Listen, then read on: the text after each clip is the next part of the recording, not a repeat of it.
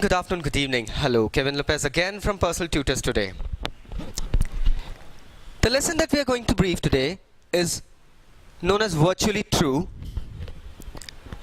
The protagonist or the leads runs around Michael and Sebastian, two kids who both are into the world of virtual games, the 3D games that's going on right now, my friends. You must be aware of quite a number of games around.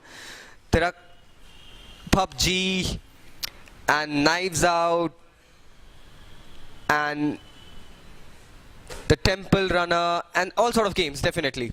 So this is a lesson depicting the virtual reality that usually kids live in right now. It may be true in future that we would be looking forward to the virtual reality path in the real life. It's just a possibility that this lesson gives us. So it all starts with Michael narrating about his dad's fetish about the computers. His dad possesses the best computer during the time the play or the lesson was written. He's got the best RAM, he's got the best CPU, he even has a 3D controller and a mouse as well as a glove. It all happens when one fine day Michael, along with his dad,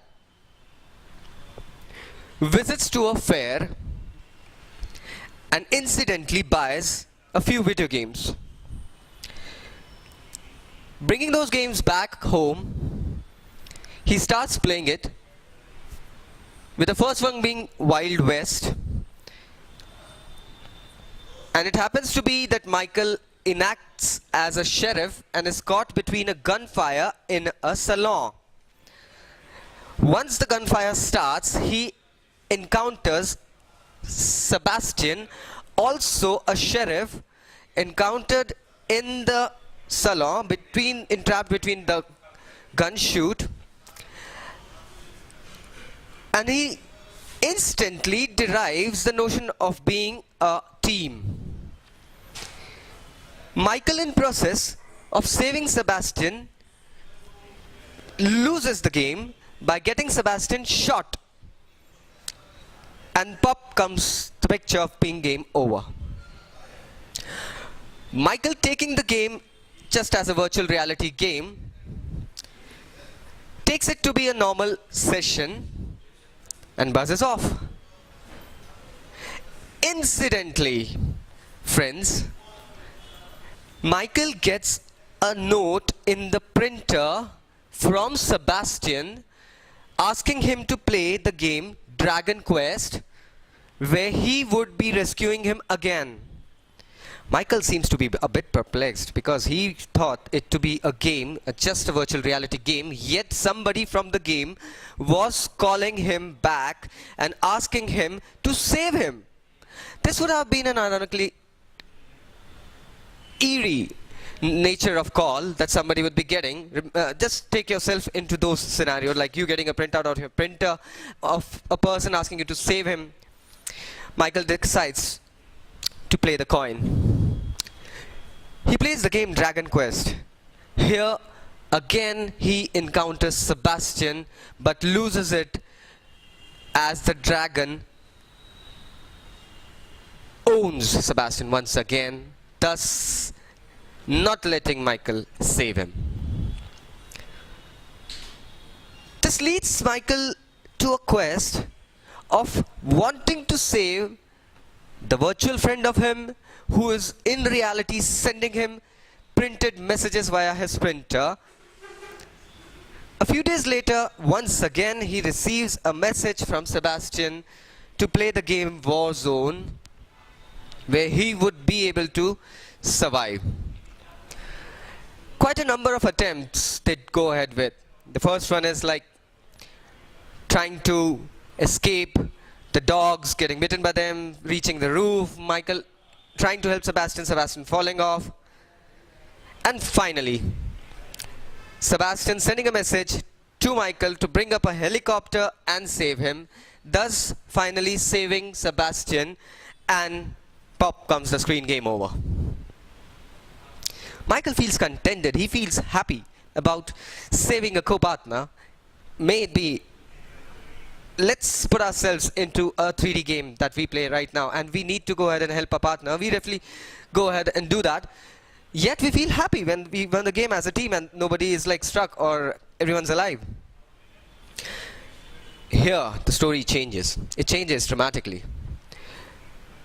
One fine day, Michael was reading a newspaper and he sees a picture of a boy who incidentally similarizes with Sebastian, a friend from virtual video game, and reads the newspaper about a kid coming out of coma after 6 weeks. Now Michael seems a bit perplexed about playing a game with a boy named Sebastian in a virtual world. Right here, a picture of a boy of the same notions, same stature, giving out a notion of coming out of coma after 6 weeks.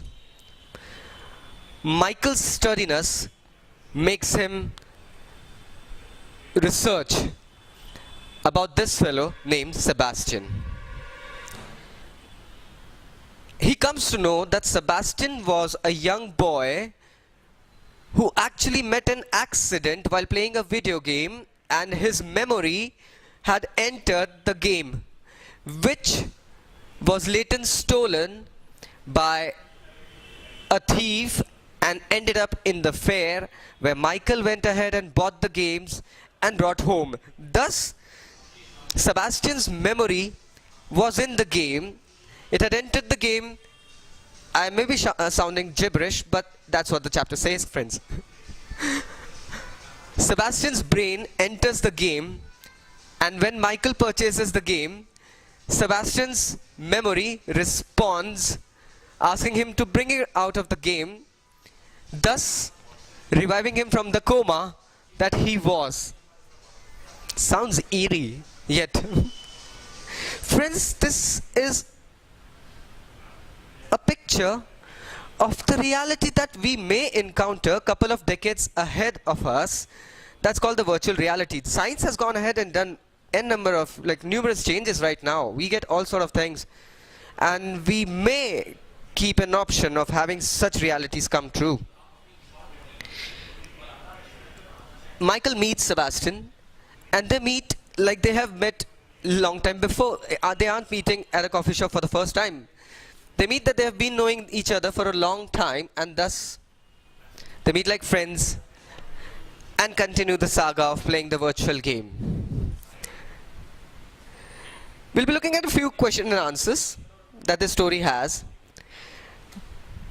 Michael says dad's nutty about computers. What evidence is there to suppose his statement? Come on, as we know that Michael's dad was crazy about computers, he was crazy about games and all the gadgets and visors and all sort of things.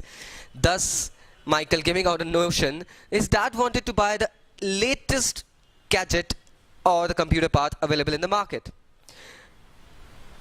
Relating to Michael, call his dad a nutty person about computers.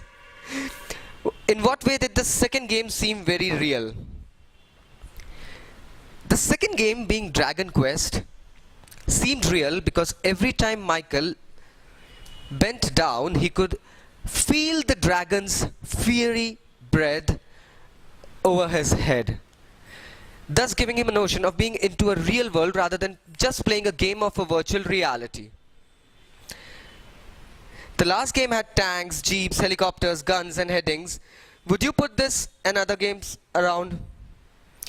Well, the game Warzone can be categorized under a simulation game. Wild West is a classic game and Dragon Quest is a knighthood game.